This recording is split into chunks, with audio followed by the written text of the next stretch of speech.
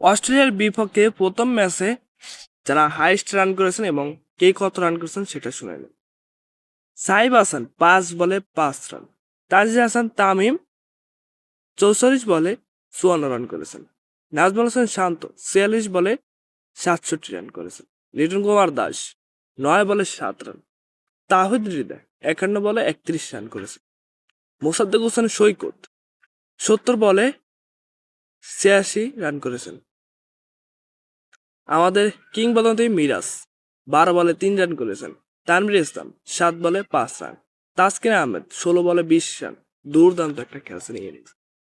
এদের ভিতরে বাজে ইনিংস খেলছেন মেহেদী হাসান মিরাজ, তৌহিদ হৃদয় ও সাইফ হাসান, একেবারে বাজে ইনিংস খেলছেন। যাই হোক, বাংলাদেশ এখন 286 রানের টার্গেট দিয়েছেন এই অস্ট্রেলিয়াকে। অস্ট্রেলিয়া কি এই রান চেস করতে পারবে, নাকি বাংলাদেশকে এই রান চেস করে বাংলাদেশকে হারিয়ে দেবে টিম অস্ট্রেলিয়া?